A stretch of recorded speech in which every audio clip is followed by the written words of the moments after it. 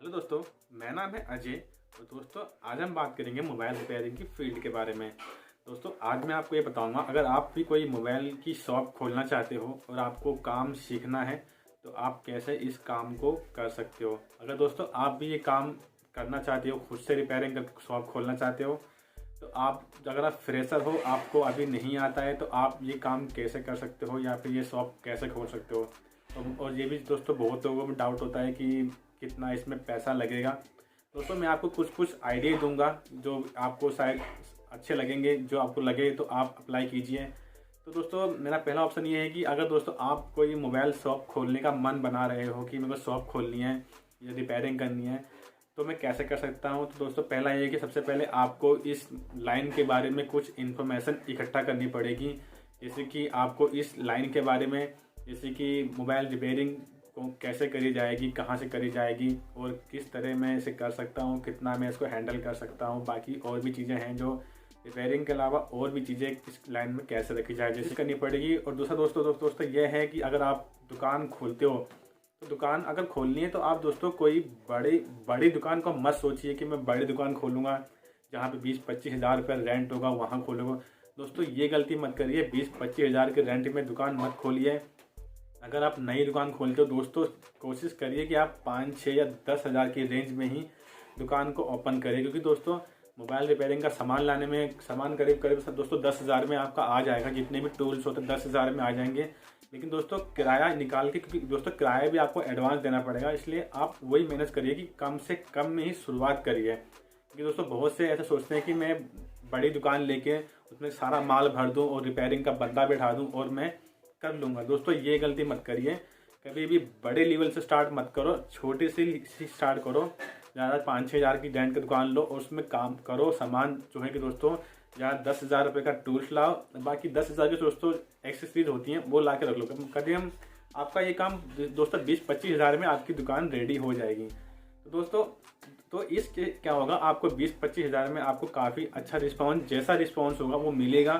तो आप उससे, अगर आपको लग रहा है कि हाँ यार ये दुकान चल रही है मेरी, तभी आप उसके हटा के फिर आप बड़े लेवल पे जाना। पहले आप दोस्तों छोटे पे ही काम करना, छोटे पे ही शॉप खोलने की सोचिए, कभी बड़े मत सोचिए। तो दोस्तों आप सोचते हैं, आते हैं रिपेयरिंग पे कि आप रिपेयरिंग कैसे करोगे।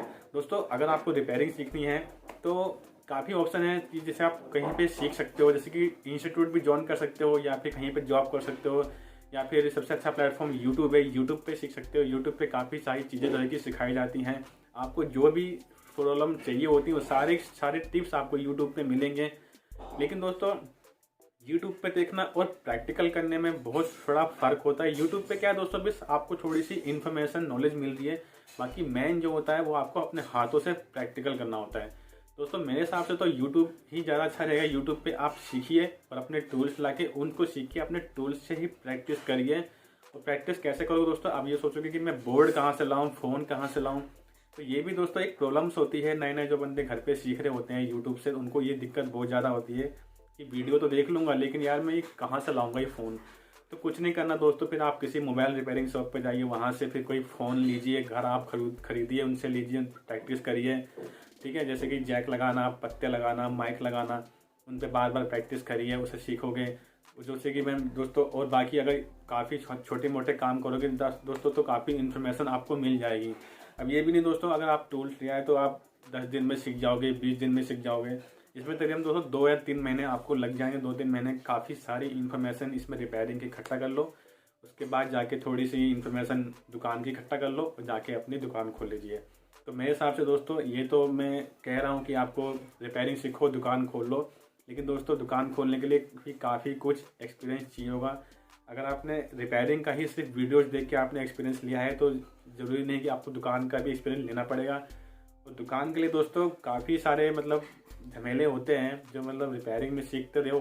दोस्तों दुकान खोलोगे, दुकान में भी काफ़ी सारी टाइट टेंशनें होती हैं जो मैनेज करनी पड़ती है। ये नहीं कि हमने दुकान खोल ली है और भाई हाँ भाई हमारा काम बढ़िया चल रहा है, ऐसा कुछ नहीं होता।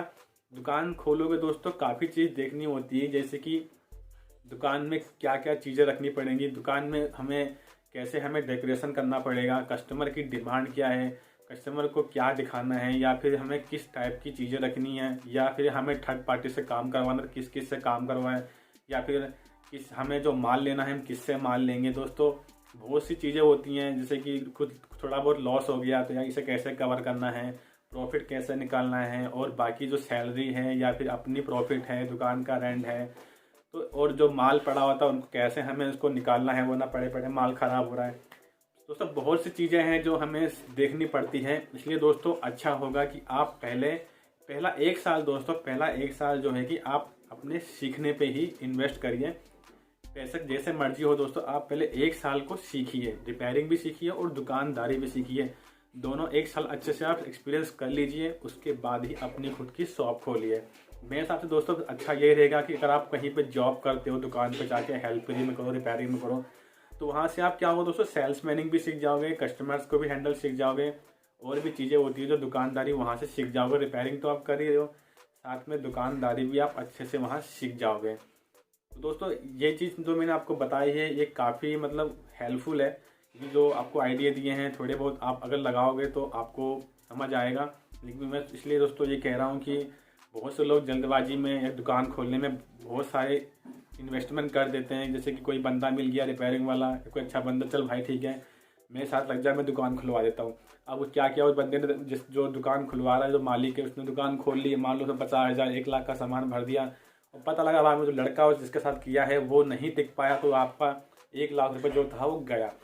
इससे अच्छे दोस्तों क्या होगा, अपने आप ही से ही, अपने ही माइंड से और सोच समझ के ही, समझदारी से थोड़ा दुकान खोलिए, 20-30 हज़ार की इन्वेस्टमेंट करिए, 6 महीना साल भर रिस्पॉन्स देखिए क्या मिल रहा है। अगर अच्छा खासा प्रॉफिट आपको मिल रहा है तो वो दुकान तो रहेगी, साथ में आप दूसरी दुकान भी खोल लीजिए। उसके बाद आप धीरे धीरे ही स्टेप बाय स्टेप बड़ी दुकान पे आओगे। जहां आपने 20,000 लगाया था वहां पे आप 1 लाख भी आपको छोड़ा लगेगा। आप लड़का रखना चाहते हो रिपेयरिंग का, वो भी आप रख सकते हो, लेकिन दोस्तों अगर आपको उसके लिए मतलब इतना देखना पड़ेगा कि आपको उसकी सैलरी भी निकालनी पड़ेगी। ये नहीं कि दोस्तों लड़का रख लिया आपने, उसको 15,000 रुपये 10,000 रुपये सैलरी दे दी, लेकिन दोस्तों ये भी बहुत ज़्यादा होगी।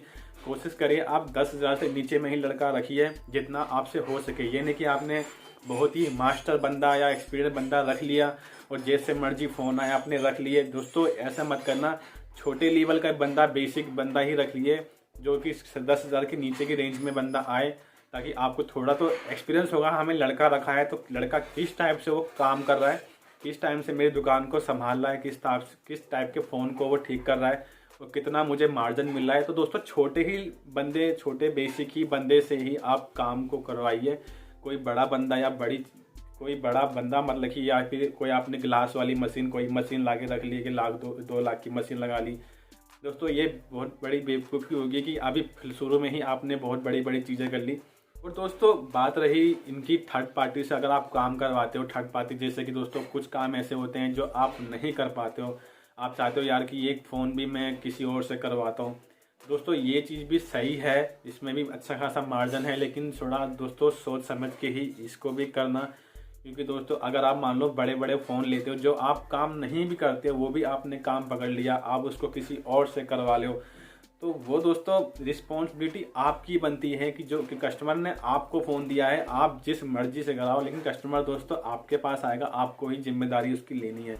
अगर दोस्तों थर्ड पार्टी ने अगर उस फ़ोन में कोई भी गड़बड़ी कर दी तो वो सारा जिम्मा दोस्तों आपके ऊपर पड़ेगा।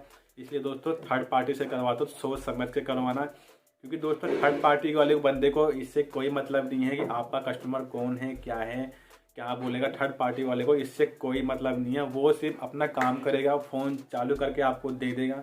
वो 2 दिन बाद अगर बंद हो गया तो दोस्तों वो टेंशन आपको झेलनी है, ना कि वो झेलेगा। उसने तो अपना काम कर दिया, लेकिन दोस्तों वो टेंशन आपको, उसने दोस्तों मान लो काम किया थर्ड पार्टी ने 1,000 रुपये मार्जिन पे, आपको कितना मार्जिन आपने कस्टमर को दिया होगा, तो मान लो 1,500 या 1,200। तो दोस्तों जब आपको 500 रुपये अगर आप उसमें निकाल रहे हो, 1,000 रुपये वो निकाल रहा है, लेकिन दोस्तों कल को 2 दिन बाद अगर फ़ोन बंद होता तो आप 500 की बल्कि आपको 1,500 रुपये उनको रिटर्न कस्टमर को करने होंगे। वरना कोई भी कस्टमर दोस्तों 2 दिन के लिए 1,500 रुपये कोई कस्टमर नहीं देगा।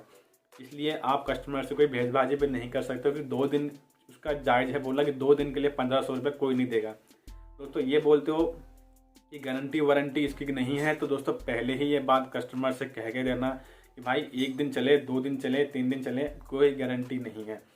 और दोस्तों यही नहीं, थर्ड पार्टी का एक गलती नहीं, थर्ड पार्टी वाले जो बैठे हैं वो काफ़ी मिस्टेक कर सकते हैं। वो सारी की सारी जिम्मेदारी आपको ही लेनी पड़ेगी।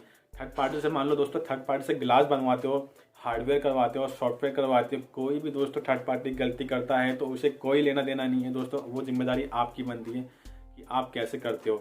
ठीक है दोस्तों।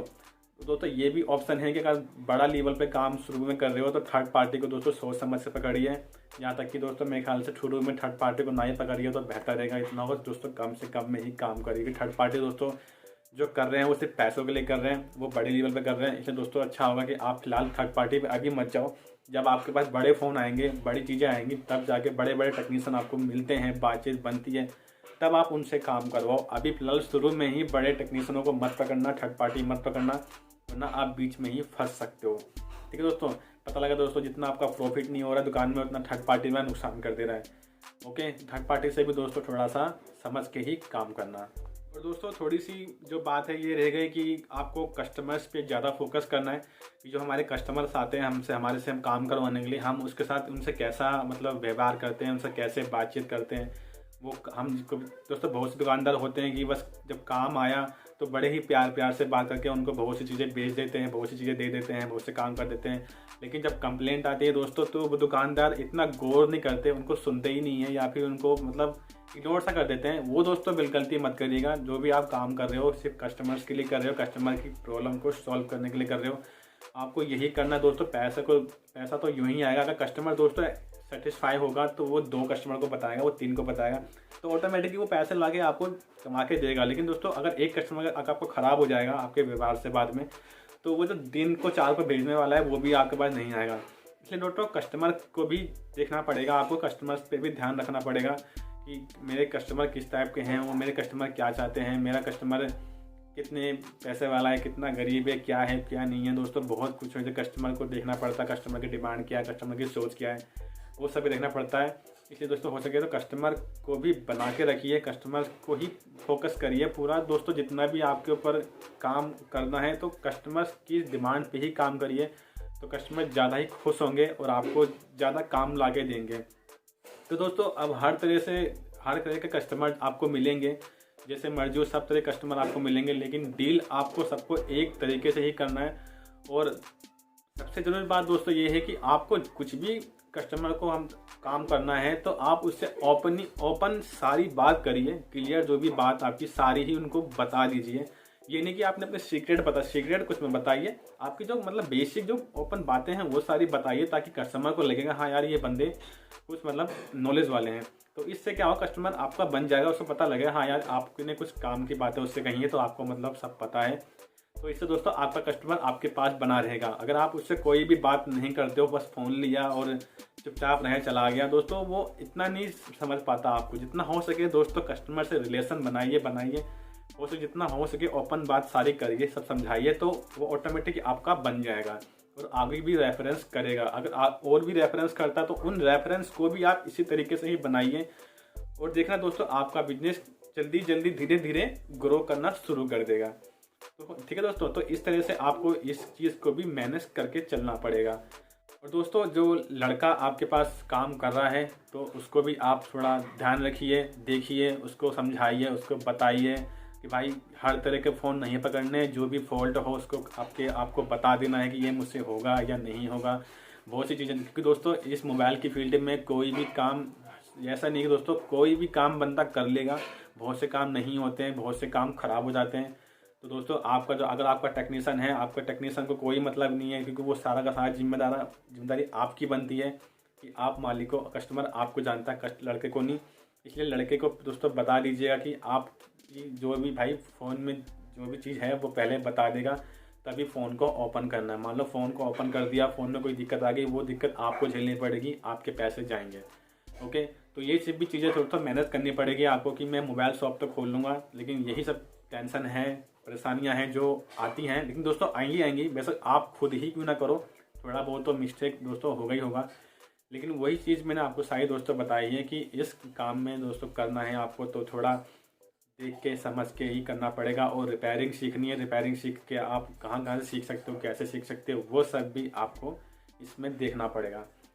तो आई होप दोस्तों आपको समझ आ गई होगी कि वीडियो में कि मैंने आपको जो समझाया है कुछ बेसिक से ही स्टेप है दोस्तों। ये कोई ज़्यादा बड़ा मेजर मैंने आपको कुछ नहीं बताया, मैंने सब कुछ बेसिक बताया है कि जिससे आप शुरुआत कर सकते हो। लेकिन दोस्तों मैंने आपको ये वीडियो जो है 10-15 मिनट की है, इतना कुछ समझाया, लेकिन दोस्तों 10-15 मिनट की थोड़ी सी समझाया तो है, लेकिन इसको करने में दोस्तों आपको 2-3 साल 4 साल लग जाएंगे। ये थोड़ा और टफ है, बस थोड़ा मैंने आपको दोस्तों एक डेमो आइडिया दे दिया है कि आप इस तरह से कुछ कर सकते हो या फिर ऐसी चीज़ें होती हैं, वो आपको आइडिया दिया है। बाकी दोस्तों आपका जो मन करे उस हिसाब से काम करिए, और इस काम में थोड़ा समय लगेगा। ग्रो करने में दोस्तों 4-5 साल लग जाते हैं, कोई भी जल्दी से ग्रो नहीं करेगा। छोटे छोटे से ही आपको शुरुआत करनी है, ठीक है दोस्तों। तो आई होप दोस्तों आपको वीडियो पसंद आए तो दोस्तों फिर लाइक जरूर कीजिए, मेरे चैनल को सब्सक्राइब कीजिए और वीडियो को शेयर कीजिए। ओके दोस्तों, थैंक यू।